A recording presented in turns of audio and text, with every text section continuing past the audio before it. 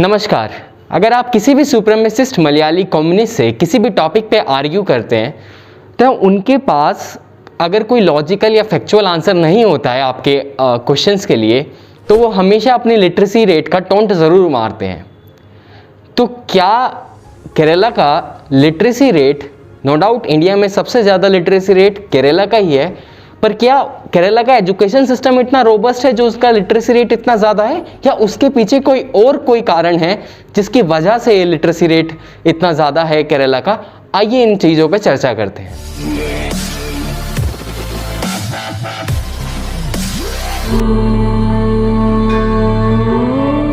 आगे बढ़ने से पहले मैं ये बात क्लियर कर देना चाहता हूँ कि मेरा आर्ग्यूमेंट केरला स्टेट या मलयाली लोगों के लिए नहीं है।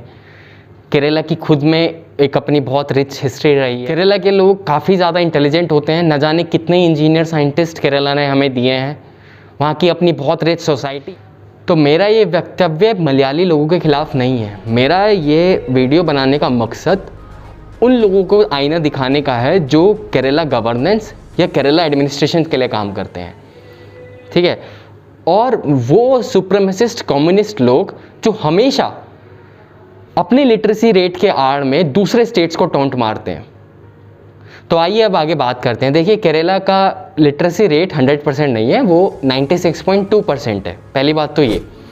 और हमें भी बहुत अच्छा लगता है। देखिए, MCQs में क्वेश्चंस भी आते हैं और ये बात काफ़ी जगह, हर जगह पूछी जाती है कि केरला का लिटरेसी रेट, और हमें भी बहुत अच्छा लगता है कि इंडिया में केरला का इकलौता स्टेट ऐसा है जहाँ पर ये रेट इतना ज़्यादा है, ठीक है। वहाँ का लिटरेसी रेट 96.2% है पोस्ट इंडिपेंडेंस।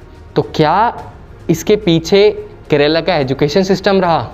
नहीं, उसके पीछे रही प्री इंडिपेंडेंस की कहानी।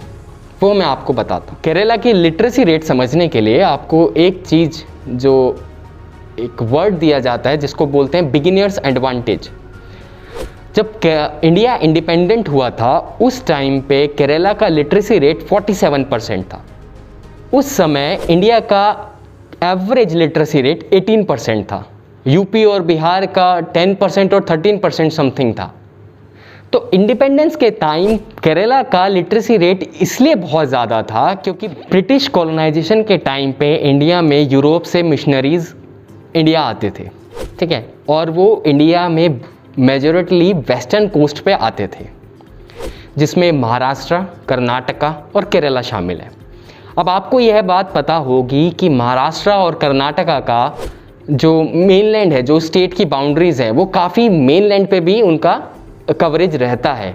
जबकि अगर मैं केरला की बात करूं तो केरला का मेनलैंड पे इतना ज़्यादा फोकस नहीं है बाउंड्रीज़, वो ज़्यादातर कोस्टल एरियाज़ पे ही बसा हुआ है।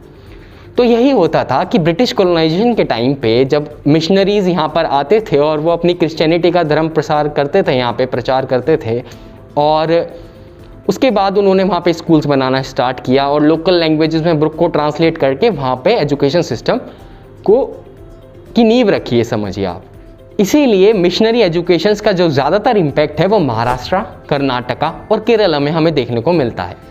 तो इस बात का इतना ज़्यादा इम्पैक्ट पड़ा केरला के ऊपर कि जब हमें आज़ादी मिली तो केरला की आधी आबादी ऑलरेडी एजुकेटेड थी। तो अब मिशनरीज़ ने ज़्यादातर जो अपना इम्पैक्ट है वो वेस्टर्न कोस्ट पे ही छोड़ा। तो इसमें मेनलैंड स्टेट्स की तो कोई गलती नहीं है, इसमें यूपी बिहार वालों की तो कोई गलती नहीं है ना, कि वहाँ पे अगर मिशनरीज़ एजुकेशन सिस्टम नहीं आ पाया तो उसमें कोई उस स्टेट की तो गलती नहीं है ना, क्योंकि वो लोग ही सिर्फ कोस्टल एरियाज़ पे अपना सिस्टम डेवलप कर दिया उन्होंने आने के बाद। क्योंकि उस टाइम तो पूरा इंडिया ब्रिटिश के अंडर ही आता था, सब लोग वही डिसाइड करते थे, यहाँ सरकारें तो थी नहीं अपनी। तो अब इसमें स्टेट की तो कोई गलती नहीं है, यूपी बिहार झारखंड जैसे स्टेट की, जहाँ पर कोई कोस्टल एरिया है ही नहीं, जहाँ पर मिशनरी एजुकेशन पहुँच ही नहीं पाया, तो उसमें उस स्टेट की तो कोई गलती नहीं थी। सारा का सारा इंडिया कौन कंट्रोल करता था? ब्रिटिशर्स ही कंट्रोल करते थे। और जो उनका इम्पैक्ट रहा वो केरला, कर्नाटका के कोस्टल एरियाज़ पे ज़्यादातर देखा गया, ठीक है ना। पर मैं यहाँ पर एक बात और भी क्लियर कर देना चाहता हूँ। मैं बिल्कुल मानता हूँ कि स्टेट्स का आपस में कंपेरिजन इस तरीके से नहीं करना चाहिए, पर अगर स्टेट का कंपैरिजन हो भी रहा है और आपको पता है कौन कर रहा है, ठीक है ना, मैं बोल रहा हूँ आपको, आप अभी जाके किसी केरला के आदमी को कॉल करिए, कम्युनिस्ट विचारधारा का होना चाहिए और उसको पूछिए, वो आपको ज़रूर टोंट मारेगा अपने लिटरेसी रेट का। ठीक है, तो यहाँ पर प्रॉब्लम स्टेट्स के बीच में नहीं है। अगर आपको कंपैरिजन करना है तो आप पोस्ट इंडिपेंडेंस पे अगर बात करें तो आप कंपैरिजन करिए। मैं आपको बताता हूँ पोस्ट इंडिपेंडेंस में क्या हुआ। और पोस्ट इंडिपेंडेंस एक बहुत अच्छा फैक्टर्स है अगर आपको लिटरेसी रेट कंपेयर करनी है तो। पोस्ट इंडिपेंडेंस केरला का लिटरेसी रेट 1947 के बाद से अब तक 46% से 96% चला गया है।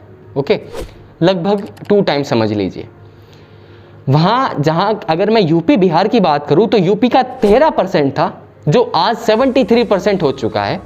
ठीक है, और बिहार की मैं अगर बात करूँ तो वो 12% था जो आज 70% हो चुका है। तो अब आप इन नंबर्स का किसी भी तरीके से कंपैरिजन कर लीजिए। मैं आपको खुली छूट दे रहा हूँ, पोस्ट इंडिपेंडेंसली आप किसी भी तरीके से इन नंबर्स का कंपैरिजन कर लीजिए। यूपी और बिहार ने केरला से काफ़ी अच्छा रिकवर किया है लिटरेसी रेट के नाम में। और एक और बहुत बड़ा कंफाउंडिंग फैक्टर यहाँ पर यह भी है कि पोस्ट इंडिपेंडेंस की अगर मैं बात करता हूँ तो केरला का 50% आबादी ऑलरेडी लिटरेट था। तो एक लिटरेट स्टेट में पढ़ाई को बढ़ावा देना या लिटरेसी को बढ़ावा देना इजी है। कंपेयर करूँ मैं उस स्टेट पे जहाँ पर लोग पढ़े लिखे थे ही नहीं। ये बात आप समझ रहे होंगे। अगर किसी सोसाइटी में ऑलरेडी लिटरेट लोग हैं तो उस सोसाइटी को आगे बढ़ने में ज़्यादा प्रॉब्लम्स नहीं आते, बजाय उस सोसाइटी के जहाँ ऑलरेडी अभी लिटरेसी रेट बहुत कम है। या मैं यूपी बिहार की बात करूँ तो 12 और 13% था। ठीक है ना, तो ये बहुत बड़ा फैक्टर है कि यूपी और बिहार ने 12 और 13% से उठा के अपने आप को 73 और 70% पे आके रखा। और वहीं केरला जो ऑलरेडी 50% लिटरेट था वो अभी भी 96% के ऊपर है। ये सोसाइटी का आप लोग भी समझते होंगे। हम ऐसी सोसाइटीज़ में लोग बाग मना कर देते हैं कि यार हमें नहीं पढ़ना, ये अंग्रेजी सिस्टम और ये सब हमें नहीं चाहिए ये चीज़ें।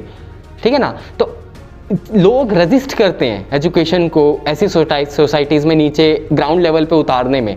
लेकिन उसके बावजूद भी काफ़ी सारी स्टेट्स हैं जहाँ पे लिटरेसी रेट 9%, 10%, 11%, 12% था, वो आज बढ़ के एक अच्छे लेवल पे अपने आप को स्कोर करते देखे जाते हैं। ये एनीवे जो भी कोई कारण रहे होंगे वो बेहतर आप लोग ही समझते होंगे। बट मेरा ये मानना है कि क्या फ़ायदा है ऐसी एजुकेशन का जहाँ पर 96% लिटरेसी रेट होने के बावजूद भी IAS का जम्मू कश्मीर के बाद सबसे ज़्यादा जो रिक्रूटमेंट है वो केरला से है। मेरा दूसरा सवाल, क्या फ़ायदा है ऐसी एजुकेशन सिस्टम का जहाँ पर अनएम्प्लॉयमेंट रेट 36% हो, जो कि नेशनल एवरेज अनएम्प्लॉयमेंट रेट्स के दुगने से भी ज़्यादा है।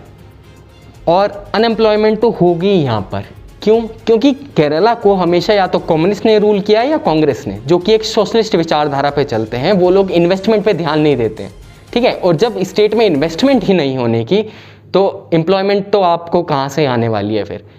पर फिर भी मैं ये बोलता हूँ क्योंकि केरला का लोग बहुत मेहनती होते हैं। वो लोग गल्फ़ कंट्रीज़ में जाते हैं, वहाँ पे पैसा कमाते हैं और उसके बाद इंडिया में आते हैं और यहाँ पे अपना घर चलाते हैं और अपना घर गृहस्थी चलाते हैं। मगर ये केरला गवर्नेंस की एक बहुत बड़ी लिमिटेशन है कि वो इन्वेस्टमेंट यहाँ होने नहीं देता है केरला में।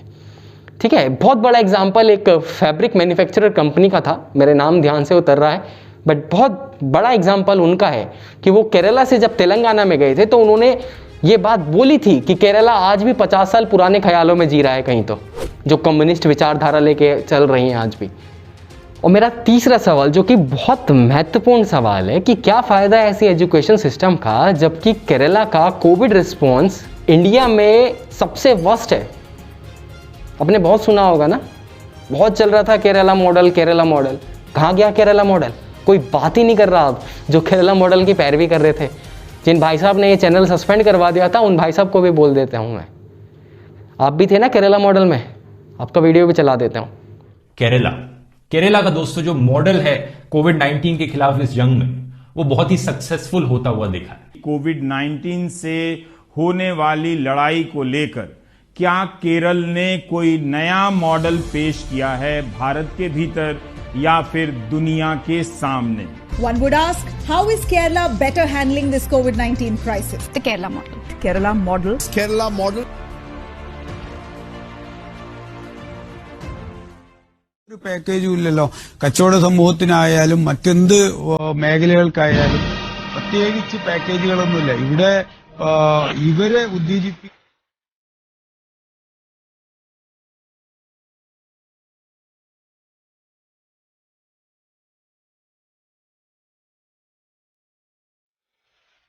तो इनके साथ और भी ये पेगासस वाला भी अब सिस्टम आ गया है, आपको पता ही होगा। ठीक है, थोड़ा सा टॉपिक से हट रहा हूँ बट मैं न्यूज़ क्लिक का नाम ले रहा हूँ यहाँ पर।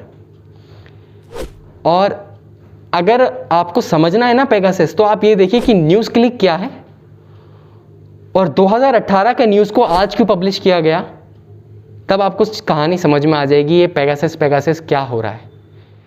इंटेलिजेंस सेकंड ओल्डेस्ट प्रोफेशन है वर्ल्ड का, ठीक है ना। आप उस पर उंगली उठा रहे हो, कोई बात नहीं, मगर आप एक बार पढ़ के देखिएगा, आपको पता चल जाएगा इनको क्यों दर्द हुआ है। और ये न्यूज़ क्लिक का मैं यहाँ नाम ले रहा हूँ, आप ज़रा न्यूज़ पढ़िए ज़रा न्यूज़ क्लिक के बारे में थोड़ी सी, ठीक है ना, कौन लोग जुड़ रहे हैं उसमें और उसमें एक्चुअली हुआ क्या है 18 जुलाई को। आपको तुरंत पता चल जाएगा, क्लियर हो जाएगा सब कुछ कि ये 18 जुलाई को होते ही पेगासस का मामला क्यों आ गया वहाँ पे। 17 को उठाया ना पेगासस, हाँ, वहाँ जो पब्लिश हुआ एमनेस्टी इंटरनेशनल की रिपोर्ट से, आपको क्लियर हो जाएगा। मैं अभी बता रहा हूँ, मैं चीज़ें यहाँ पे बोल नहीं सकता। तो वापस केरला के कोविड क्राइसिस के ऊपर बात करता हूँ। देखिए, आपको ही पता होगी केरला से आज इंडिया में ऑलमोस्ट 1/3 केसेस केरला से ही है ना। तो क्या फ़ायदा फिर ऐसे एजुकेशन सिस्टम का जब आप कोविड क्राइसिस में भी अपने आप को संभाल नहीं पा रहे हैं, ठीक है। और आपके फैसलों की तो मैं सल्यूट है सर, बहुत अच्छे डिसीज़न लिए हैं आपने। देखिए, डिफेंस में मैं जानता हूँ बहुत से लोग कमेंट करके ये बोलने लगेंगे कि केरला इकलौता ऐसा स्टेट है जो कि रियल जो नंबर्स आ रहे हैं वो आपको शो कर रहा है, but no, it's not true. Kerala ने भी काफ़ी चीज़ें छुपाई हैं आपसे। चौथा सवाल, क्या फ़ायदा ऐसी लिटरेसी रेट का जहाँ पर एक स्टेट दहेज देने के नाम पे नंबर 1 है। ये मैं नहीं कह रहा हूँ, ये वर्ल्ड बैंक की एक रिपोर्ट कह रही है, आप खुद देख सकते हैं। इनफैक्ट दहेज को लेकर जो केरला में क्राइम्स होते हैं वो भी बहुत तेज़ी से बढ़ रहे हैं। लास्ट में मैं फिर से एक बार आप लोगों के आगे एक बात बोल देता हूँ कि मेरा यहाँ पे मकसद केरला या मलयाली लोगों के लिए ख़िलाफ़ बोलना नहीं है। मैं सिर्फ और सिर्फ केरला गवर्नेंस और केरला एडमिनिस्ट्रेशन के ख़िलाफ़ बोल रहा हूँ, उनकी सोशलिस्ट और सुपरमिसिस्ट कम्युनिस्ट विचारधारा को बाहर खिलाफ मैं बोल रहा हूँ। मेरा आप लोगों से कोई भी यहाँ पर आपको ठेस पहुँचाने का इरादा नहीं है। देखिए, सोशलिस्ट और कम्युनिस्ट जो विचारधारा होती है वो कहीं भी इन्वेस्टमेंट नहीं होने देती है, वो बहुत पिछड़ी हुई चीज़ों पे ध्यान देते हैं वो लोग, ठीक है। आपको ये पता होगा कि जितना लोग लिटरेट होते हैं वो सोसाइटी में आगे बढ़ने की बात करते हैं, बट सोशलिस्ट और कम्युनिस्ट विचारधारा एक ऐसी विचारधारा है जो आपको पीछा धकेल देती है, ठीक है। केरला स्टेट अपने स्टेट में इन्वेस्टमेंट नहीं होने देता, ठीक है। जो गवर्नेंस है वहाँ पे, जो कम्युनिस्ट गवर्नेंस है वो यहाँ पे स्टेट में इन्वेस्टमेंट नहीं होने देती। जो कुछ इकोनॉमी चल रही है केरला की, वो सबसे बड़ा फैक्टर जो है वो है टूरिज्म का। और जो दूसरा जो बहुत बड़ा फैक्टर है जो मैंने अभी पहले ही बताया कि वहाँ के लोग गल्फ़ कंट्रीज़ में जाते हैं पैसा कमाने के लिए, ये बहुत बड़ा रीज़न है। केरला में आप बैठ के पैसा कमा लो, पॉसिबल ही नहीं है। वहाँ पे जॉब्स एक्सपेक्टेशंस है ही नहीं वहाँ लोगों को। वहाँ के लोग गल्फ़ कंट्रीज़ में जाते हैं, वहाँ पैसा कमाते हैं, वापस यहाँ आते हैं और फिर आपको पता है चीज़ें कैसे होती हैं, ठीक है। तो ये 2 बड़े फैक्टर हैं जो केरला की इकोनॉमी को चला रहे हैं।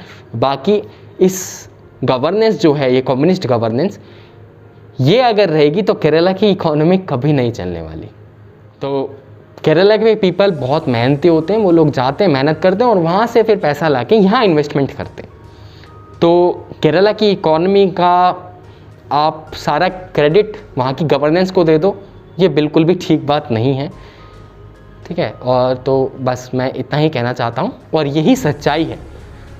अगर आपको अभी समझ में आया हो थोड़ा सा केरला की लिटरेसी रेट के बारे में, तो अगर आपको मेरी ये बातें अच्छी लगती हैं तो डिस्क्रिप्शन में लिंक है, वहाँ पे जाइए और मेरे को सपोर्ट कीजिए। तब तक के लिए नमस्कार, जय हिंद।